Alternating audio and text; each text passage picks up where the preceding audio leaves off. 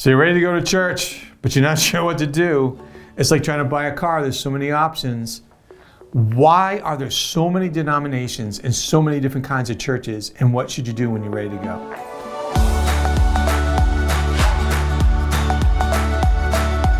My name is Mike Lawrence, lead pastor at Faith Community Church, and this is another Social Cue. So why are there so many different kinds of churches? Because we can't get along. Honestly, we struggle to agree about theology, the way we use the Bible, spiritual practices of Christians, how churches should operate, and how we should relate to the government. And that has started centuries ago. At first, it was just the church, and then there was a divide in the Roman Empire, so there was Catholicism and Eastern Orthodoxy, and then there was a huge protest movement over those things that blew things up. Then it became Catholics, Eastern Orthodox, Protestant Reformation, and then all of a sudden, then you got like Anabaptists, and you got Presbyterians and Anglicans and Lutherans and Methodists, and eventually Pentecostals and Charismatics, and it just keeps going on and on and on, and it's embarrassing. Because sometimes it feels like a family in the food court having a fight in public in front of other people, and then turning around and saying, hey, want to join our family at the table? I get it. Even at times in our history, it's been violent, which is shameful, and I understand that. Here's the thing. My mom used to have a saying. She grew up in the Great Depression. Don't throw the baby out with the bathwater. Just because the bathwater is dirty, make sure you preserve the baby. Look, just because you see all this sort of breakdown in denominations, don't give up on God, don't give up on the church, and don't give up on pursuing Christ. Because here's some advice. If you're ready to go back to church, right? No one church holds the market on God. Because really, God is huge. He's infinite and mysterious. So how can one church have the right approach to God? And I'm talking about from a Christian perspective, right? In the world of Christianity, how can one church really have the right market on God? He's far too big and infinite for that.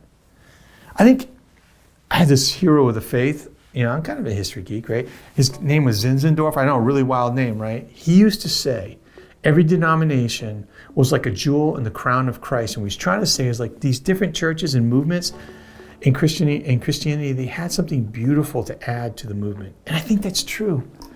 I think like in Catholicism, there's a beauty of the security and structure of the ritual all around you. I think in Pentecostalism or charismatic movement, there's just like a joy and inspiration that comes in the music. And I think like, in the Presbyterian churches, there's structure that we appreciate. And I think in the Baptist movement, there's a desire to want to change the world and to keep the message of Christ moving forward.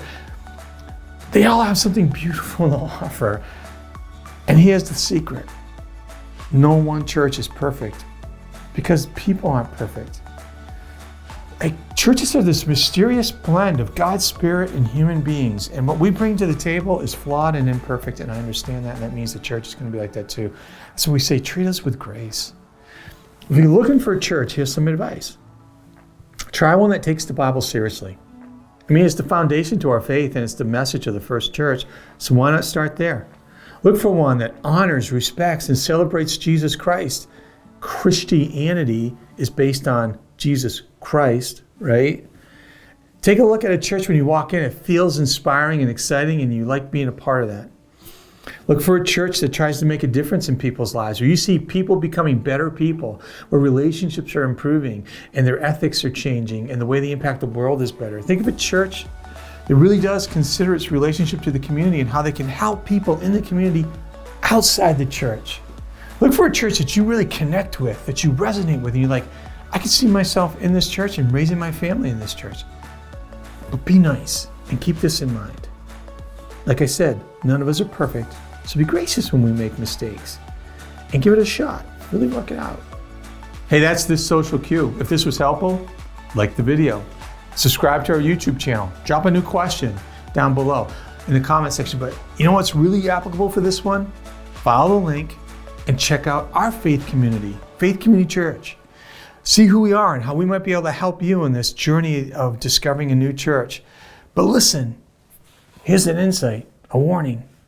The lead pastor, he's got his quirks. So be gracious, and if you make it into our church, swing by and say hi. I'd love to meet you.